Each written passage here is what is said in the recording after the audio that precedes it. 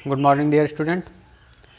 तो चलिए आज की क्लास स्टार्ट करते हैं। एक्सरसाइज 9.1 चल रही थी क्लास 10th के लिए मैथ्स में। एनसीईआरटी बुक है और उसमें हमने 4 क्वेश्चन पीछे करवा दिए थे कल, यानी पार्ट 1 में आप देख लीजिएगा। पार्ट 1 में हमने 4 क्वेश्चन करवा दिए थे। आज 5th क्वेश्चन है। 5th क्वेश्चन कह रहा है भूमि से 60 मीटर की ऊंचाई पर एक पतंग उड़ रही है। कितनी ऊपर? 60 मीटर की ऊंचाई पर पतंग उड़ रही है भूमि से। पतंग में लगी डोरी के स्थायी रूप में भूमि के एक बिंदु से बांध दिया जाता है। भूमि के साथ डोरी का झुकाव कितना है? 60 डिग्री है। यानी भूमि के साथ जो डोरी का झुकाव, जो पतंग उड़ रही है, डोरी का झुकाव कितना है? 60 डिग्री है। यह मानकर कि डोरी में कोई ढील नहीं, मतलब डोरी बिल्कुल क्या है? ढील नहीं, मतलब डोरी बिल्कुल तनी हुई है। तो डोरी की लंबाई ज्ञात करना है कि डोरी कितनी लंबी होगी। तो हम मान लेते हैं जैसे ये भूमि है, ठीक, ये भूमि से कितनी मीटर ऊंची उड़ रही पतंग? 60। तो मान लेते हैं पतंग यहाँ पे है, ठीक। तो पतंग मान लो जैसे ये यहाँ पे पतंग है, यहाँ पे पतंग उड़ रही है, कितनी ऊंची? ये 60 मीटर, ठीक। और जो पतंग की में डोरी लगी हुई उसकी जो लंबाई है, उसकी जो लंबाई ज्ञात करनी, पतंग में जो डोरी लगी हुई, और जो पतंग की डोरी बिल्कुल क्या है? तनी हुई है भूमि से, और उसका जो कोण बनना है वो कितना बनना है? 60 डिग्री बनना है। उसका कोण कितना बनना है? 60 डिग्री बनना है। अब कह रहा है कि जो है इसकी जो है ऊंचाई ज्ञात करना है कि पतंग की डोरी की जो है क्या ज्ञात करना है? पतंग की डोरी की लंबाई। तो हम मान लेते हैं ए बी सी, यानी ए सी बी, ये मान लिया। अब लिखो क्या क्या दिया है वो पहले मान लिख लेते हैं। इस सवालों को सॉल्व करने के लिए सबसे पहले मान लिख लेते हैं। तो देखो यहाँ पे दिया है ए सी इक्वल टू कितना? 60 degree. A C equal to 60 degree, ठीक। यहाँ पे कोण A B C equal to कितना है? 60 degree. A C equal to 60 metre है और ए बी सी कोण कितना है? 60 डिग्री है। और हमको पतंग की डोरी की लंबाई ये ज्ञात करनी है, ठीक। तो यहाँ पे देखो हमको ये क्या है? लंब दिया है, और हमको ज्ञात क्या करना है? कर्ण ज्ञात करना है, ठीक। तो इसमें जो है हमको ज्ञात क्या करना है? बी सी ज्ञात करना है। तो जब कर्ण ज्ञात करना हो और लंब दिया हो तो कौन सा फार्मूला लगेगा? कौन सा एंगल लगेगा इसमें? साइन लगेगा, क्योंकि साइन थीटा बराबर क्या होता है? लंब बटे कर्ण। तो यहाँ पे क्या कर लेंगे? लिखेंगे त्रिभुज ए बी सी में, त्रिभुज ए बी सी में तो क्या लिखाओगे? साइन थीटा बराबर क्या होता है? लंब बटे कर्ण, ये होता है। तो साइन थीटा की वैल्यू कितनी है? 60 है। लंब का मान कितना है? 60 है। और कर्ण का मान हमको निकालना है। कर्ण क्या है? बी सी है, ठीक। साइन 60 का मान कितना होता है? √3/2 इक्वल टू 60/BC। अब यहाँ पे क्रॉस मल्टीप्लाई कराएंगे, तो क्रॉस मल्टीप्लाई कराएंगे कितना हो जाएगा? BC इंटू √3, 60 दूना 120। अब यहाँ पे हमको BC का मान निकालना था, तो BC बराबर क्या हो जाएगा? BC बराबर हो जाएगा 120/√3। ये हो गया। अब बताए थे कि अगर कभी भी रूट में संख्या नीचे दिखे अकेले तो वैसे क्या किया जाता है? उसी से ऊपर और उसी से नीचे गुणा किया जाएगा। तो BC बराबर हो जाएगा 120/√3 गुणे √3/√3। तो BC बराबर कितना हो जाएगा? 120, देखो 120/√3, और √3 की गुणा √3 से होगी तो कितना हो जाएगा? 3, 3 चक्कू 12 ये। तो अब देखो BC इक्वल टू कितना हो जाएगा? BC इक्वल टू हो जाएगा 40√3, यानी BC इक्वल टू 40√3, ठीक। BC की वैल्यू कितनी आ गई? 40√3 मीटर। जो पतंग की डोरी की लंबाई होगी वो कितनी हो जाएगी? पतंग की डोरी की लंबाई आ जाएगी कितनी? 40√3 मीटर, इतनी लंबाई हो जाएगी। अगर इसमें √3 का मान दिया होता तो क्या करते हैं? √3 का मान रख देते हैं, लेकिन यहाँ पे √3 का मान दिया तो है नहीं, तो नहीं रखेंगे। तो क्या हो जाएगा? 40√3 मीटर हो जाएगा, ठीक। तो इस तरह से इसको सॉल्व कर लिया जाएगा। इसमें कुछ नहीं करना था, केवल जो है इसकी ऊंचाई दी थी कि कितनी ऊंचाई पर उड़ रही पतंग, तो वो दिया था। और इसके बीच मतलब पतंग की डोरी जो है और जो है नीचे भूमि के साथ जो है वो कोण कितना बन रहा था? 60 डिग्री का बन रहा था, ठीक। तो AC बराबर 60 मीटर, ABC कोण कितना? 60, और BC ज्ञात करना था डोरी की लंबाई। तो यहाँ पे अब लिखना चाहो तो लिख दो, अतः डोरी की लंबाई 40√3 मीटर होगी, ठीक। तो इस तरह से क्वेश्चन हो जाएगा, ठीक। चलिए अगला क्वेश्चन। अगला प्रश्न क्या कह रहा है? अगला प्रश्न है कि 1.5 मीटर लंबा लड़का, यानी लड़का की लंबाई कितनी? 1.5 मीटर, मतलब 1.5 मीटर जो है लंबे लड़के की लंबाई है। उसमें कह रहा है कि 30 मीटर ऊंचे एक भवन से कुछ दूरी पर खड़ा है, यानी भवन से 30 मीटर की दूरी पर कुछ खड़ा है। जब वह ऊंचे भवन की ओर जाता है तो उसकी आंख से भवन के शिखर का उन्नयन कोण 30 से क्या हो जाता है, 60 हो जाता है। बताइए कि भवन और कितनी दूरी पर चलकर गया। मान लेते हैं लड़का खड़ा है, ठीक, ये भवन है, समझ लो ये भवन है, ठीक है। भवन कितना ऊंचा है मीटर, 30 मीटर ऊंचे एक भवन की तरफ, तो भवन की ऊंचाई मान लेते हैं क्या है, ये 30 मीटर है। लड़का खड़ा है और कितना लड़का है, लड़का जो है वो है 1.5 मीटर लंबा, यानी लड़का जो है 1.5 मीटर लंबा है। तो मान लेते हैं ये यहाँ पे जो है लड़का खड़ा है, लड़के की आँख यहाँ पे है, यहाँ पे लड़का खड़ा है, ठीक, यहाँ पे लड़का खड़ा हो गया और लड़के की जब खड़ा होगा तो यहाँ से जो कोण बनेगा, कोण हमेशा उसकी आँख से बनता है, ठीक। तो यहाँ पे जैसे लड़का खड़ा है 1.5 मीटर का, 1.5 मीटर का, तो कोण हमेशा उसकी आँख से बनेगा। तो पहले कोण कितना बन रहा है, देखो पहले कोण उसका बन रहा है 30 से 60 हो जाता है, मतलब पहले 30 बन रहा है उसका। फिर जब वो कुछ दूरी चल के जाता है, मान लो यहाँ पे चल के वो आ गया, ठीक, मान लिया चल के यहाँ पे आ गया, तो उसका कोण कितना हो जा रहा है, उसका कोण हो जा रहा है 60 डिग्री, मतलब 30 से 60 हो जाता है। अब बताना है कि वो कितनी दूरी चल कर गया। तो लड़के की लंबाई क्या थी, 1.5 थी। तो इन सवालों में देख हमेशा ध्यान रखना कि लड़के की जो कोण बनता है वो हमेशा जो है कहाँ से बनता है, कोण हमेशा आँख से बनता है। तो दूरी जो ली जाएगी वो पूरी जो है कहाँ से ली जाएगी, आँख से ली जाएगी, मतलब आँख से। तो टोटल दूरी देखो कितनी है उसकी, 30 मीटर है, और इसमें 1.5 क्या है, 1.5 लड़के की लंबाई है। तो लड़के की लंबाई जैसे नीचे से ज़मीन यहाँ से जो है ये इतना मकान की ऊंचाई यहाँ से होगी, तो लड़का यहीं पे तो खड़ा होगा नीचे ज़मीन पे, तो उसकी 1.5 दूरी क्या हो जाएगी, मकान की ऊंचाई में कम हो जाएगी। क्यों, क्योंकि जो है उसका कोण इतना बनना है, उसका कोण उसकी आँख से बनना है, ठीक। तो यहाँ पे क्या करेंगे, 1.5 कम कर देंगे, तो यहाँ पे मकान की ऊंचाई जो रह जाएगी, मकान की, यहाँ पे सबसे पहले लिखेंगे माना मकान की ऊंचाई कितनी है, 30 मीटर है। अब लिखेंगे लड़के की आँख से, लड़के की आँख से मकान की ऊंचाई कितनी हो जाएगी, 30 माइनस 1.5 कितनी रह जाएगी, 28.5।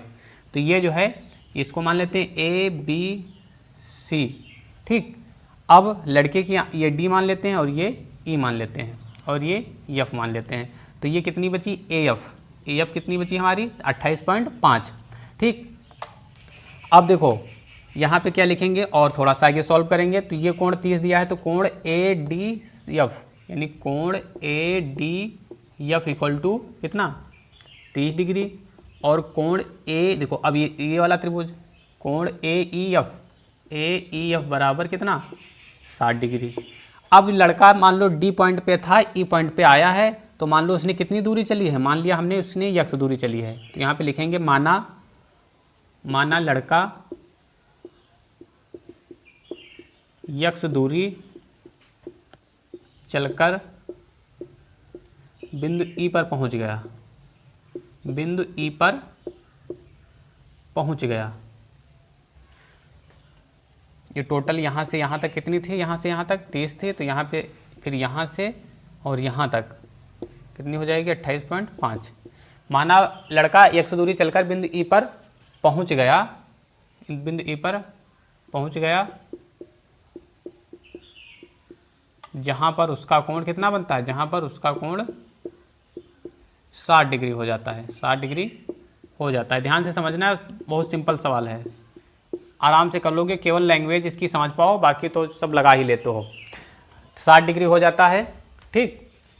अब तो ये हमने यक्स मान ली, तो हमने जो है डी ई कितनी मान ली, डी ई बराबर यक्स मीटर, ठीक। और हमने ई एफ कितनी मान ली, ई एफ जो है इसको हम क्या मान लेते हैं, वाई मान लेते हैं, क्योंकि इसकी ज़रूरत पड़ेगी। और टोटल यहाँ से यहाँ तक डी एफ की लंबाई कितनी हो जाएगी, डी एफ की लंबाई हो जाएगी यक्स प्लस वाई, ठीक, यक्स प्लस वाई। तो डी एफ की लंबाई क्या हो जाएगी, देखो ये यक्स है ये वाई है, तो क्या हो जाएगी यक्स प्लस वाई मीटर, ठीक। इतना कर लिया, इतना अगर समझ गए तो अब बहुत सिंपल है, केवल क्या करना है, एक बार त्रिभुज लेना ए डी एफ और एक बार त्रिभुज लेना ए ई एफ। यानी ADF और AEF ये दो त्रिभुज ले लोगे। इन दोनों त्रिभुजों को लेने के बाद सॉल्व कर दोगे, यक्स का मान निकल आएगा। तो यहाँ पे क्या ले लेंगे, पहले लिखेंगे त्रिभुज ADF में, ठीक। अब देखो ये और ये, यानी हमको निकालना क्या है, आधार के रूप में है x, तो ये लंब दिया है और ये आधार दिया है। तो यहाँ पे कौन सा एंगल लेंगे, यहाँ पे लेंगे tan थीटा। tan थीटा बराबर क्या होता है, लंब बटे आधार, ठीक। तो लंब क्या है, AF है और आधार क्या है इसमें, DF है। तो tan थीटा हमेशा याद रखो, सारे मान लिख लिया करो जिससे आपको यहाँ पे लिखने में रखने में कोई गलती ना हो। अब AF हमारा कितना था, देखो AF कितना है, 28.5 ही तो है, ये दे 28.5। tan थीटा पूरा एंगल ले रहे हैं तो यहाँ पे कितना हो जाएगा, 30। और DF कितना है, DF है x प्लस वाई।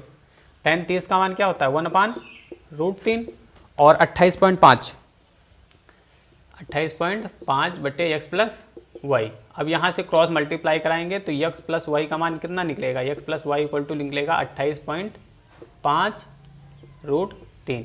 इसको हम इक्वेशन क्या मान लेते हैं, इसको इक्वेशन फर्स्ट मान लेते हैं, इसको समीकरण 1 मान लेते हैं, ठीक। अब क्या करेंगे, इसी तरह से अब ये वाला त्रिभुज लेंगे AEF। तो क्या ले लेंगे, त्रिभुज AEF में फिर से tan लेंगे, तो tan थीटा बराबर AF बटे EF। अब जब ये वाला त्रिभुज लेंगे तो इसके लिए लंब तो यही रहेगा, लेकिन ये क्या होगा, ये आधार हो जाएगा EF। तो tan थीटा मतलब tan 60, AF का मान कितना है 28.5 और EF का मान कितना है वही, यहाँ tan 60 को सॉल्व करेंगे। tan 60 का मान कितना होता है, यहाँ पे √3 होता है tan 60 का मान। तो यहाँ से अब आगे देखो इधर सॉल्व कर दे रहे हैं, यहाँ पे फिगर बना रहेगा ताकि समझने में कोई दिक्कत ना हो। यहाँ पे आप अगर आपने नहीं लिखा था तो स्क्रीनशॉट लेके लिख सकते हैं अगर इसको उतारना चाहें। अब यहाँ पे क्या करेंगे, यहाँ पे सॉल्व करेंगे, तो यहाँ पे इसको सॉल्व करेंगे। देखो tan 60 का मान कितना हो गया, √3 हो गया और 28.5 बटे वाई। अब यहाँ से अगर हम y का मान निकालें तो क्रॉस मल्टीप्लाई तो करेंगे, तो y बराबर क्या हो जाएगा 28.5 बटे √3। कितना हो गया 28.5 बटे √3, ठीक। 28.5 बटे √3। अब y का मान ये निकल आया। अब क्या करेंगे, समीकरण 2 मान लेंगे। अब देखो हमको x का मान निकालना है, तो समीकरण 1 क्या बना था, x प्लस वाई बराबर 28.5 √3 और y बराबर ये आया। y का मान उठा के क्या करते हैं, समीकरण 1 में रख देंगे। तो यहाँ पे लिखेंगे y का मान समीकरण 1 में रखने पर,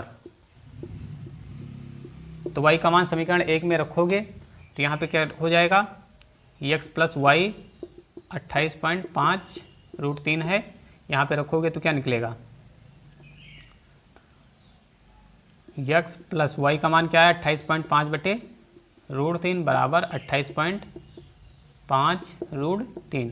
ये उधर ले जाएंगे तो माइनस का हो जाएगा, तो x इक्वल टू कितना हो जाएगा 28.5 √3, उधर जाएगा तो माइनस का 28.5 बटे √3। तो x इक्वल टू यहाँ पे क्या करेंगे, 1 कर लेंगे, एलसीएम ले लेंगे। तो एलसीएम कितना आएगा, √3 एलसीएम आ जाएगा। 3 √3 की √3 से गुणा होगी तो क्या हो जाएगा, 3 हो जाएगा। तो 28.5 गुणे √3 की √3 से होगी गुणा तो 3 हो जाएगा और माइनस 28.5 इतना हो गया। अब इतना करने के बाद सॉल्व करेंगे, तो और थोड़ा सा आगे सॉल्व कर लेते हैं इधर। अब 28.5 की गुणा 3 से करोगे तो 3 बचे, x इक्वल टू निकालेंगे, 3 बचे 15 के 5, 3 और 24, 24 से 1 25 के 5 हासिल आया 2, 3 दूनी 6, 6 2 8, 85.5 माइनस 28.5 और अपान में √3। अब 85.5 से 28.5 घटाओ तो कितना बचेगा, देखो 5 से 5 0, 15 से 8 7 और 6 से 2 4, ये हो गया। अपान में कितना हो जाएगा, √3, ये हो गया। ये तो बचेगा अपान में √3। तो यहाँ से देखो अब 47 पॉइंट क्या बचा, 47.0 बचा। अब यहाँ पे √3 हो गया। अब यहाँ से जब अपान में √3 दिया हो तो क्या करते हैं, जब अपान में √3 दिया होता है तो उसी से ऊपर और उसी से नीचे गुणा करते हैं। तो यहाँ पे गुणा करने के लिए देखो क्या करेंगे, पहली बात देखो सही से घटा है 15, 5 से 5 गया 0, 15 से 8 गया 7, और यहाँ पे 7 बचा, 7 से 2 जाएगा 5 बचेगा, यहाँ पे 57 हो गया। अब x बराबर मान निकालेंगे तो 57/√3 ऐसे आया। अब √3 से ऊपर गुणा और √3 से नीचे गुणा, अपान में रूट है तो इस तरह से गुणा करेंगे ऊपर नीचे, तो ये हो जाएगा 57√3/√3 की √3 से होगी तो 3 हो जाएगा, 3 से कट जाएगा, 3 एकम 3, 3 नवा 27, तो x बराबर कितना हो जाएगा, x बराबर हो जाएगा 19√3 मीटर। इस तरह से जो बच्चा लड़का था जब 19√3 मीटर चल के दूरी जाएगा तो उसका जो कोण था 30 से क्या हो जाएगा, 60 हो जाएगा। ठीक, तो इस तरह से ये क्वेश्चन सॉल्व हो जाएगा। अगला क्वेश्चन है, तो अगला क्वेश्चन सातवां क्वेश्चन है, उसको देखो कैसे सॉल्व करेंगे। चलिए देखते हैं अगला क्वेश्चन। अगला क्वेश्चन क्या है, अगला क्वेश्चन कह रहा है कि भूमि के एक बिंदु से 20 मीटर ऊंचे भवन के शिखर पर, यानी भूमि से, ये भूमि मान लो है, भूमि से एक क्या है 20 मीटर ऊंचा भवन है। ठीक, ये कितना है 20 मीटर ऊंचा भवन है, उसके भवन के शिखर पर लगी एक संचार मीनार, यानी ये भवन का शिखर हो गया, ये भवन समझ लो एक घर बन गया, भवन हो गया, उसका जो ये शिखर है, शिखर पर एक क्या है संचार मीनार लगी है। ठीक, मान लिया ये मीनार हो गई, मान लिया क्या ABCD एक भवन हो गया, उस पर जो है AE क्या हो गई, एक मीनार हो गई। ठीक, ये संचार मीनार लगी है, मीनार के तल, यानी मीनार का जो तल है और शिखर के उन्नयन कोण क्रमशः 45 और 60 है। जो मीनार का तल है इसका जो है कोण कितना है 45 है, और जो शिखर का कोण है वो कितना है, वो 60 है, मतलब ये पूरा कोण कितना है, ये 60 है। ठीक, यहाँ से पूरा कोण ये कितना है 60 है, इतना कोण 45 और इतना पूरा कोण क्या है 60 बनना है। तो कह रहा है कि मीनार की ऊंचाई ज्ञात करो, मीनार की ऊंचाई मतलब ये निकालनी है ये। ठीक, तो ये मीनार की ऊंचाई हमने क्या मान लिया, x मान लिया, तो यहाँ पे लिखेंगे। अब देखो कैसे लिखेंगे, फिगर बनाने, चाहे तो ये बनाना चाहो ये वाला बनाओ, और ना बनाना चाहो तो ना बनाओ। ठीक, तो हमने जो है बना दिया था, अगर बनाना चाहो तो बना लो या ना बनाना चाहो तो रहने दो। ठीक, तो यहाँ पे लिख लेंगे माना भवन AB की ऊंचाई कितनी 20 मीटर। ठीक, भवन AB की ऊंचाई कितनी होगी 20 मीटर होगी। अब ठीक, अब कह रहा था कि जो है इसका जो है माना मीनार की ऊंचाई हमने x मान लिया था, तो यहाँ पे तुम y मान लो, हाइट सीधे मान लो h, तो मीनार की ऊंचाई क्या मान लिया h मान लिया। ठीक, तो कुल जो है BE कितनी हो जाएगी, BE जो हो जाएगी वो हो जाएगी 20 + h, यानी यहाँ से लेके यहाँ से टोटल जो ऊंचाई आएगी कितनी आएगी 20 + h।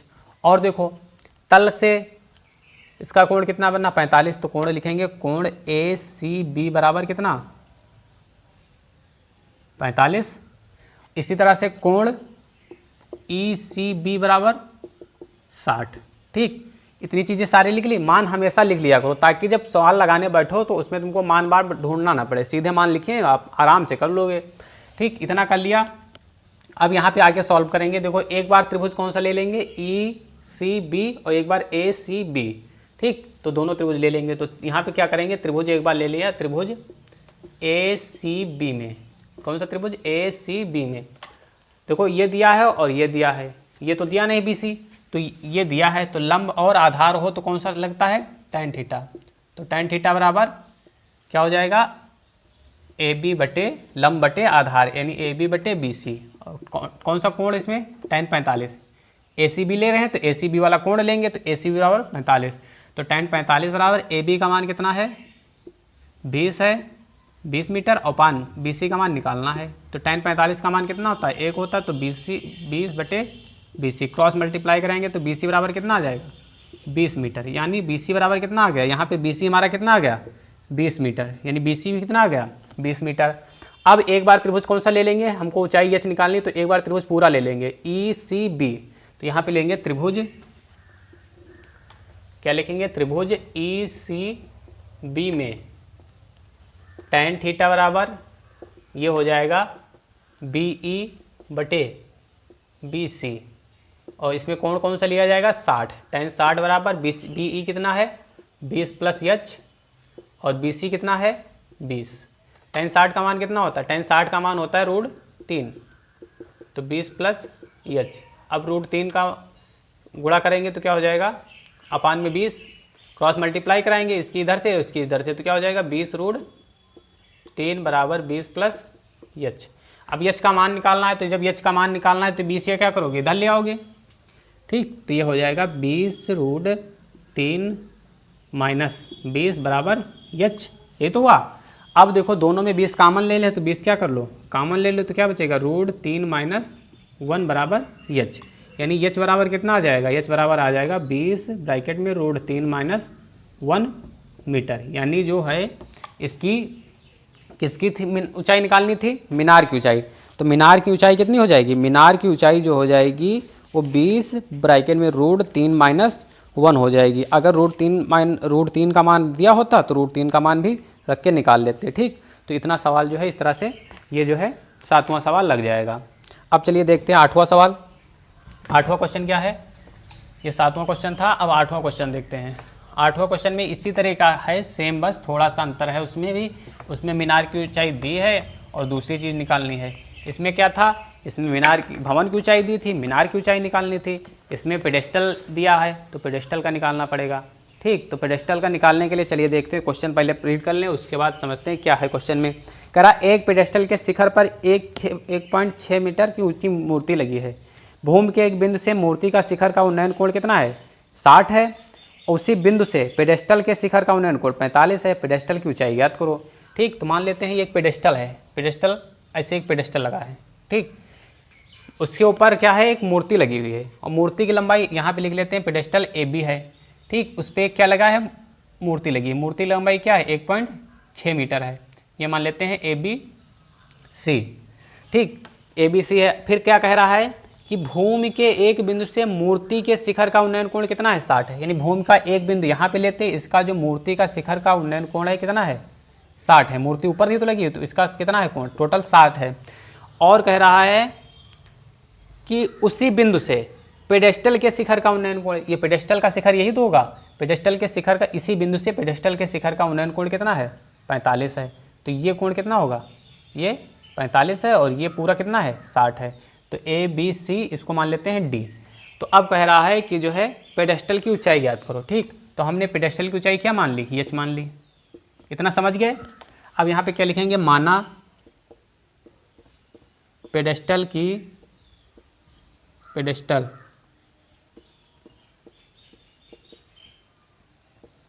माना पेडेस्टल की ऊंचाई कितनी?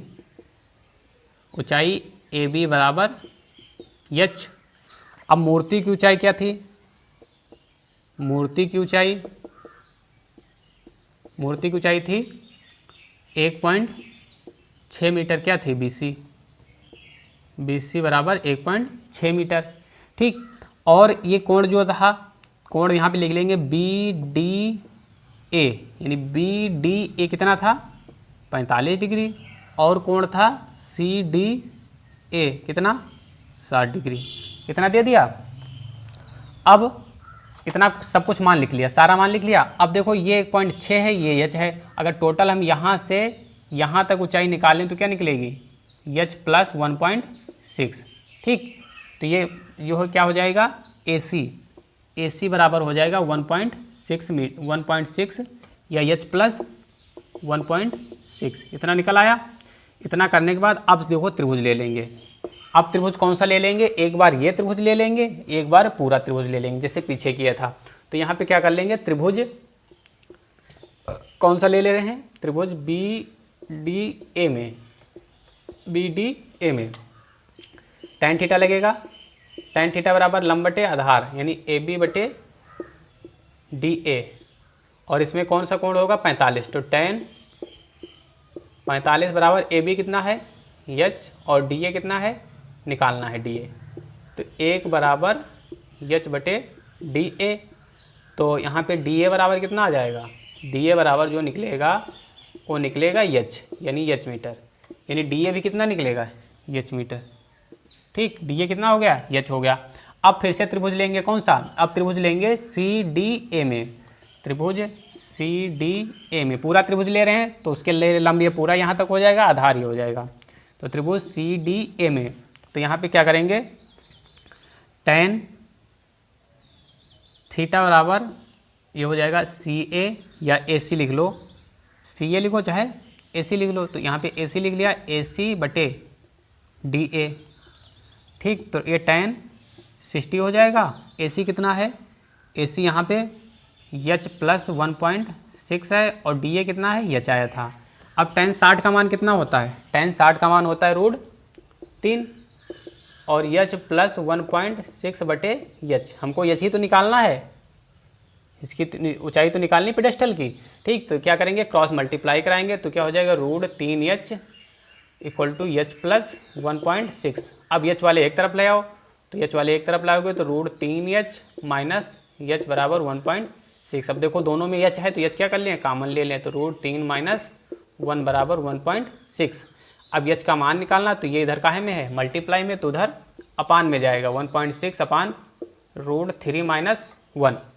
अब क्या करते हैं, बताए थे कि जब इस तरह से दिया हो, केवल रूट दिया होता तो √3 से ऊपर √3 से नीचे गुणा कर देते। अब यहाँ √3 माइनस 1 दिया है तो क्या करेंगे, √3 प्लस 1 अपान √3 प्लस 1। यहाँ पे माइनस है, इसका चिन्ह केवल बदल के उसी से ऊपर उसी से नीचे गुणा करेंगे, इसको संयुग्मी गुणा या हर का परिमीकरण बोलते हैं। ठीक, तो वो करेंगे। अब यहाँ पे क्या करेंगे, इसकी गुणा हो जाएगी तो 1.6 √3 प्लस 1 और यहाँ पे √3 माइनस 1 √3 प्लस 1 है, तो देखो एक ब्रैकेट में प्लस माइनस है, एक ब्रैकेट में प्लस है, तो दोनों का क्या करेंगे, दोनों को सॉल्व करेंगे।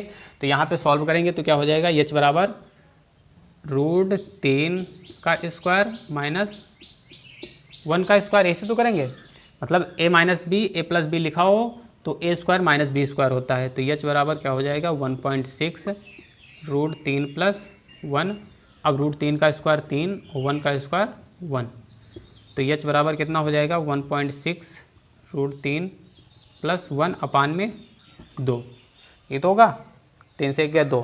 अब काटेंगे, देखो 2 8 16 होता है तो 0.8, तो H बराबर कितना हमारा मान निकलेगा, H बराबर हमारा मान निकलेगा 0.8 रूट के अंदर 3 प्लस 1, इतने मीटर हमारी जो है इसकी ऊंचाई हो जाएगी, किसकी, पेडेस्टल की ऊंचाई हो जाएगी। इस तरह से 4 क्वेश्चन आज बता दिए।